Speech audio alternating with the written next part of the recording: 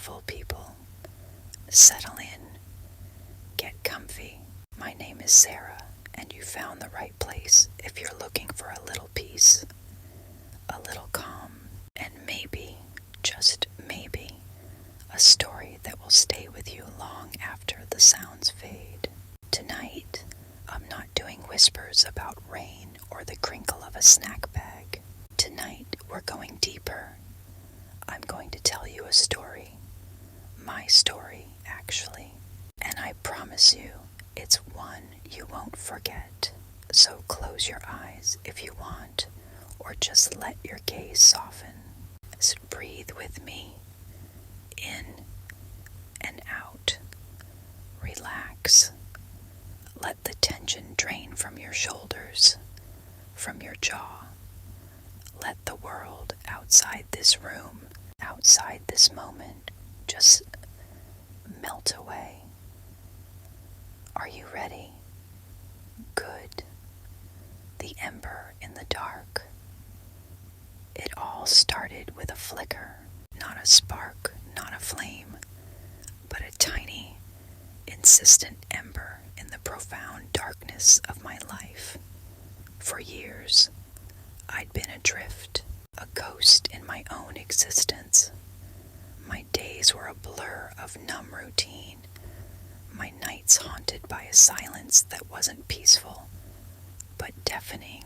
It had been like that since the accident, the one that took everything, my family, my purpose, my ability to even feel anything beyond a dull ache. I used to be a painter, vibrant, bold. My canvases screamed with color and emotion. Now my studio was a tomb, canvases stacked against the walls like silent accusations. The smell of oil paint, once intoxicating, now just made my stomach clench. I'd tried. God, how I'd tried. But the colors were muted in my mind, the strokes hesitant, lifeless. There was no joy, no passion, just a hollow echo of what I once was. The doctors called it complex grief. My therapist, a kind woman with gentle eyes, suggested hobbies, social interaction. She didn't understand. How could she? How do you pick up the pieces when the entire mosaic has been shattered beyond recognition? Then came the nights. The insomnia was relentless.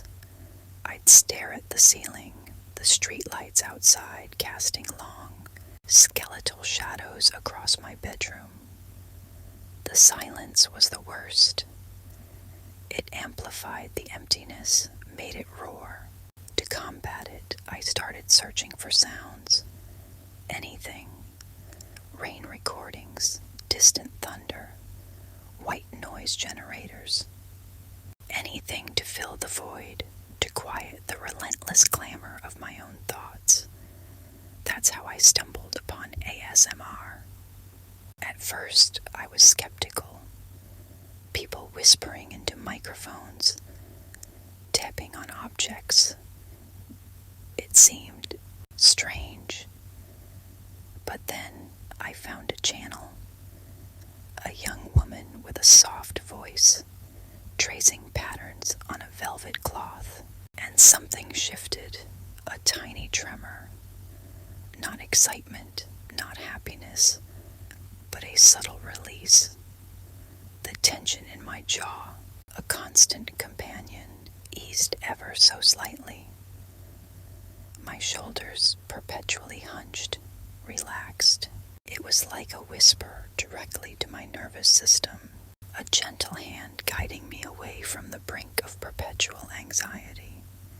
I started consuming ASMR like a lifeline. Hours melted away as I listened to gentle whispers, the rustle of paper, the soft clicks of keyboard keys. It wasn't just the sounds, it was the intention behind them, the quiet care, the deliberate slowness, the focus on sensory experience. It was a stark contrast to the chaotic, noisy world I felt so disconnected from. One night, as I lay listening to the soothing sounds of someone turning pages in a book, a thought, barely a wisp, drifted into my mind. Could I do this? The idea was absurd. Me, the woman who hadn't truly spoken above a murmur in years, the woman who flinched at loud noises, but the ember, that tiny, persistent glow, sparked again. It wasn't about performing, it was about creating. It was about finding a way to externalize the internal calm I was beginning to discover through these sounds. The first whisper. The journey was slow, painstaking. I didn't own any fancy equipment. My first microphone was a cheap headset, the kind you use for gaming. My studio was my bedroom, draped in blankets to muffle the echoes. I felt ridiculous, sitting there, staring at a blank wall, trying to conjure up a soothing sound. My first attempts were disasters. My voice was raspy. My hands fumbled. The sounds were awkward and clunky. I'd record for a few minutes, listen back, cringe, and delete. The frustration was immense. It felt like trying to breathe underwater. But then I'd remember that flicker, that ember, and I'd try again. I started with what I knew. The rustle of old sketchbooks, the gentle scratch of a charcoal pencil on thick paper, the quiet hum of a brush cleaning in water. These were the sounds of my past life, recontextualized. And surprisingly, they worked. They had a natural rhythm, a soft authenticity. My first video was terrifying to upload. I named my channel Sarah's Soothing Sounds. Generic, I know, but it was all I could manage. I wrote a short description, my hands trembling. Then I hit publish and waited for days, nothing.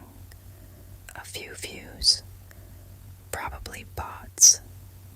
Then a comment, one single comment. This helped me sleep, thank you. It was a small thing, just a few words, but it felt like a jolt of pure electricity. Someone, somewhere, had found solace in what I had created. It was the first time in years I felt a connection to another human being that wasn't steeped in pity or obligation. It wasn't about me anymore. It was about them. That single comment was the fuel for the ember. It grew a little brighter, a little warmer. I started making more videos, experimenting. I discovered the hypnotic rhythm of tapping on different surfaces: wood, glass, ceramic. The delicate sounds of fabric rubbing together: silk, cotton, denim. The gentle crinkle of cellophane. My voice, once a source of anxiety, became a tool. I learned to control its volume, its cadence. I discovered the power of whispers, of soft-spoken words, of slow, deliberate sentences. I learned to breathe with my audience, to guide them into a state of relaxation. My small channel grew, slowly, steadily. More comments came in, messages of gratitude, people sharing how my videos helped them with anxiety, with insomnia, with stress. It was humbling. It was also incredibly healing. The unspoken connection. What I discovered through ASMR wasn't just a way to fill the silence. It was a way to connect. In the quiet intimacy of an ASMR video, There's an unspoken bond that forms between creator and listener. It's a space of vulnerability, of trust. People come to me seeking peace, and in return they offer a piece of their own struggle, their own need for solace. I started talking more in my videos. Not just triggers, but stories, gentle anecdotes, observations about the world. Sometimes I'd talk about the creative process, about the joy of finding beauty in small things. And then, one day, almost accidentally, I started sharing fragments of my own journey. Not explicitly, not with all the painful details, but hints, references to past difficulties, to learning to cope, to finding light in the darkness. The response was overwhelming. People resonated with it. They felt seen, understood. My channel became more than just a source of relaxing sounds. It became a sanctuary, a quiet corner of the internet where people could feel safe, understood, and just be. The process of creating ASMR was therapeutic in ways I never anticipated. It forced me to slow down, to focus on the present moment, to engage my senses. It brought me back to the world, one gentle sound at a time. The concentration required to create specific triggers, to control my voice, to ensure the perfect timing, pulled me out of the endless loop of rumination. And the art, my painting studio, once a place of pain, slowly transformed. The colors didn't scream anymore, but they whispered. I found myself drawn to softer hues, to more atmospheric compositions. My brushstrokes became more deliberate, more meditative. I started incorporating textures into my work, echoes of the sensory world I was now so immersed in. My art didn't have to be bold and vibrant to be impactful. It could be subtle, profound, and deeply moving. It was a reflection of the quiet strength I was building within myself, the story within. So, that's the story I wanted to tell you tonight. It's not a grand adventure or a thrilling mystery. It's the story of a shattered life finding a new path, one gentle whisper at a time. It's the story of an ember in the dark, nurtured by the quiet sounds of connection, growing into a steady, comforting flame. It's the story of how ASMR, for me, wasn't just a trend or a strange internet phenomenon. It was a lifeline. It was a bridge back to myself and to others. It taught me that even in the deepest silence, there can be profound connection. Even in the greatest pain, there can be unexpected healing. And it taught me that the most impactful stories aren't always loud or dramatic. Sometimes they're whispered. Sometimes they're felt in the subtle shifts of relaxation, in the quiet sigh of relief. So, as the sounds of my voice gently fade, I want you to remember this. You are not alone in your struggles.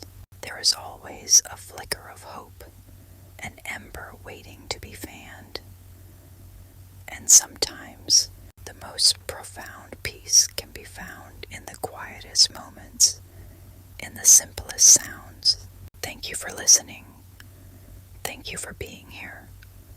Until next time, beautiful people, rest well, sleep deeply, and remember to breathe.